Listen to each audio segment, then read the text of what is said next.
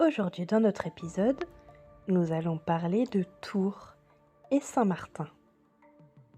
Né en 316 en Pannonie, l'actuelle Hongrie, Martin devient le troisième évêque de Tours de 371 à 397.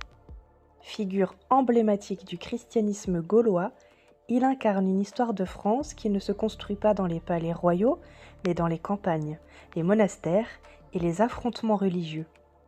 Plus de 3600 églises lui sont dédiées en France, témoignage d'un rayonnement qui dépasse largement le récit national officiel. Martin était fils d'un tribun militaire romain et servit dans la cavalerie impériale. C'est à Amiens qu'un soir d'hiver, rencontrant un miséreux sans vêtements, il coupa sa cape en deux pour en revêtir le malheureux, ne pouvant donner qu'une partie car la moitié de son uniforme appartenait à l'armée.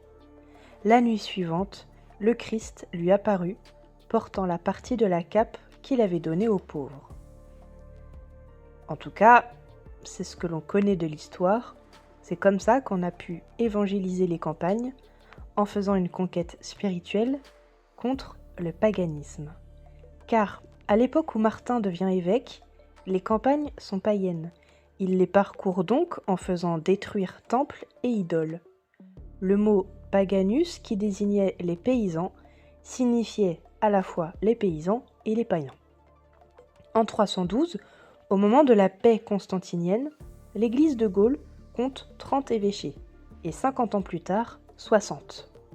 Chaque cité dirigée par un évêque possède un clergé, une liturgie, l'administration des sacrements, mais les campagnes sont restées vouées au culte idolatrique.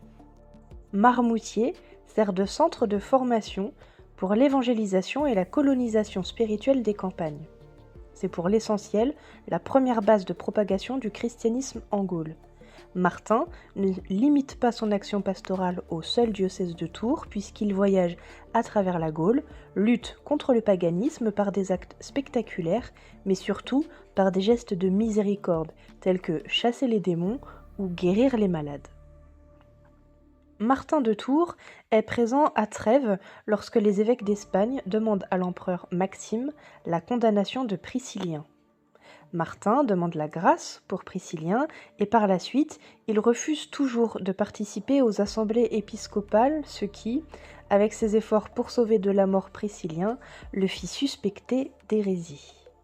Cette opposition préfigure déjà les tensions internes au christianisme puisque Martin représente une voie de conversion par l'exemple et la charité contre la tentation de l'Église institutionnelle d'user de la force politique. Martin mourut à Cande, à la confluence de la Loire et de la Vienne, et on apporta sa dépouille à Tours, au milieu de toute la foule des Tourangeaux, des citadins, des paysans, et encore près de 2000 moines. Il fut inhumé dans un cimetière à l'ouest de la cité gallo-romaine, et entre 460 et 480, l'évêque Perpétus fit construire une grande et magnifique basilique qui devait être une des plus somptueuses de la Gaule et qui marquait avec éclat l'essor du culte de Saint-Martin. Au temps mérovingien, la basilique de Tours devient le premier centre de pèlerinage de la Gaule. Le tombeau génère une économie entière. Respect, adoration, offrande, argent affluent au tombeau du saint. La cape de Saint-Martin de Tours fut envoyée comme relique à la chapelle palatine d'Aix-la-Chapelle pour Charlemagne, elle-même à l'origine du mot chapelle.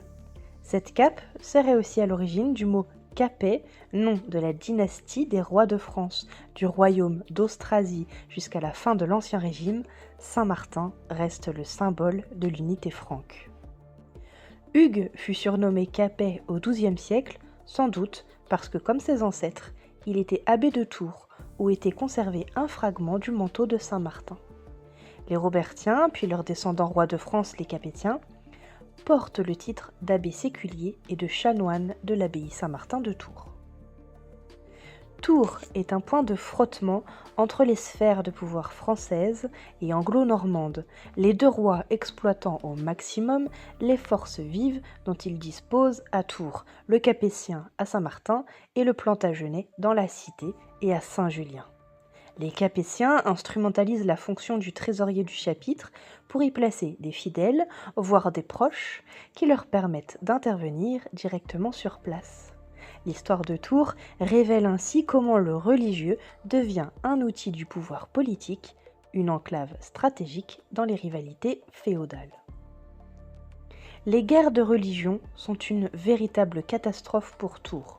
Les Huguenots saccagent la basilique et brûlent la châsse de Saint-Martin en 1562. La chape est détruite, seules subsistent quelques reliques corporelles. Pour le pèlerinage martinien, c'est un coup fatal dont il ne se remet pas.